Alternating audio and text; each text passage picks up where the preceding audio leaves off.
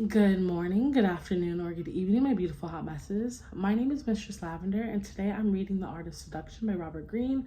I'm on page 131, and it's Confused Desire and Reality, the Perfect Illusion. Before we begin, make sure to like, comment, and subscribe, and turn your post notifications on. Let's start.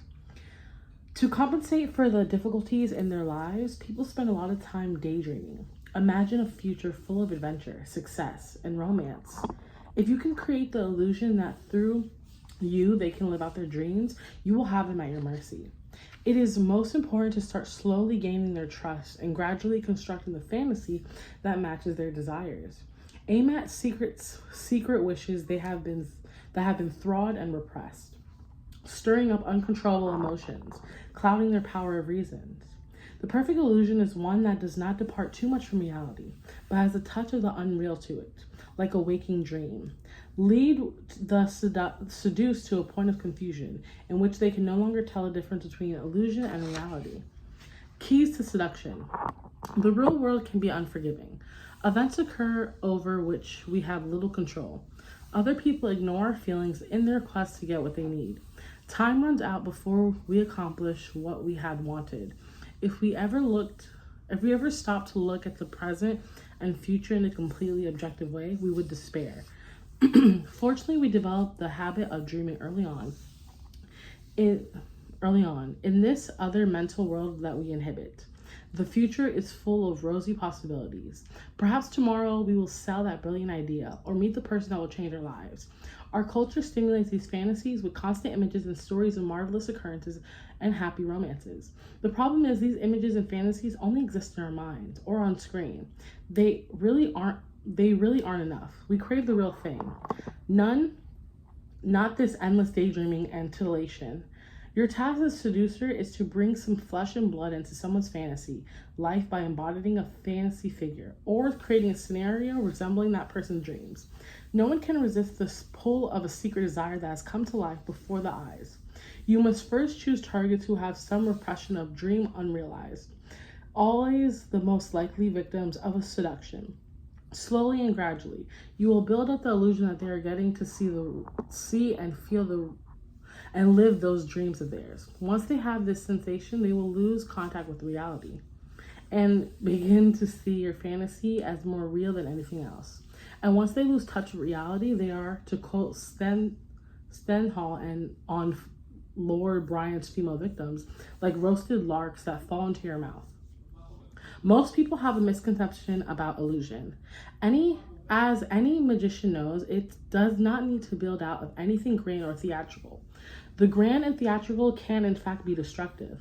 Calling too much attention to you and your schemes instead create the appearance of normality. Once your targets feel secure, nothing is out of the ordinary. You have room to deceive them. In animating a fantasy, the great mistake is imagining it must be larger than life. That would border on camp, which is entertaining but rarely seductive. Instead, what you aim for is what Freud would call uncanny, something strange and familiar at the same time, like a deja vu or childhood memory. Anything slightly irrational and dreamlike. The uncanny, the mix of the real and the unreal, has immense power over our imaginations. The fantasies you bring to life for your targets should not be bizarre or exceptional. It should be rooted in reality, with a hint of strange, the theatrical, the occult, to talk in destiny, for example. You vaguely remind people of something in their childhood or a character in a film or book. One night, Pauline Bonaparte, the sister of Napoleon, had a gala affair in her house. Afterward, the handsome German officer approached her in the garden and asked for her help in passing along a request to the empire. Pauline said she would do her best, and then with a rather mysterious look in her eye, asked him to come back to the same spot the next night. The officer returned and was greeted by a young woman who led him to some rooms near the garden and then to a magnificent saloon, complete with an extravagant bath. Moments later, another young woman entered through the side door, dressed in the sheerest garments. It was Pauline. Bells were rung, ropes were pulled, and maids appeared preparing the bath, giving the officer a dressing gown, then disappearing. The officer later described the evening as something out of a fairy tale, and he had the feeling that Pauline was deliberately acting the part of some mythical seductress. Part of the adventure was the feeling that she was playing a role and was inviting the officer along into this shared fantasy. Role-playing is immensely pleasurable. Its appeal goes back to childhood, where we first learned the thrill of trying on different parts, imitating adults and figures out of fiction. As we get older and society fixes a role on us, a part of us yearns for the playful approach we once had. The masks we were available to wear. We still want to play that game, to act a different role in life. Indulge your targets in this wish by first making it clear that you are playing a role, then inviting them to join you in a shared fantasy. The more you set things up like a play or a piece of fiction, the better. When our emotions are engaged, we often have trouble seeing things as they are. Feelings of love cloud our vision, making us color events to coincide with our desires, to make people believe in the illusions you create. You need to feed the emotions over which they have least control. Often, the best way to do this is to ascertain their unsatisfied desires, their wishes crying out for fulfillment. Perhaps they want to see themselves as noble or romantic, but life has thwarted them. Perhaps they want to have an adventure. If something seems to validate this wish, they become emotional and irrational, almost to the point of hallucination.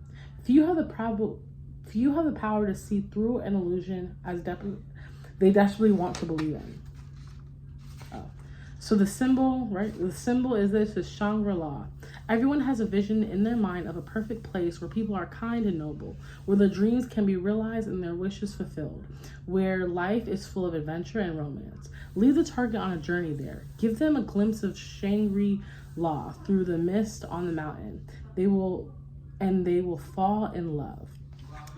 Again, thank you again. My name is Mistress Lavender.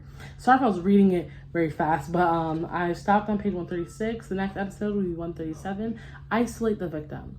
But again, I'm reading the Art of Seduction by Robert Greene. My name is Mistress Lavender, and I hope you're reading today, having a great day. And remember, my birthday is tomorrow, so you better give me a gift. Bye.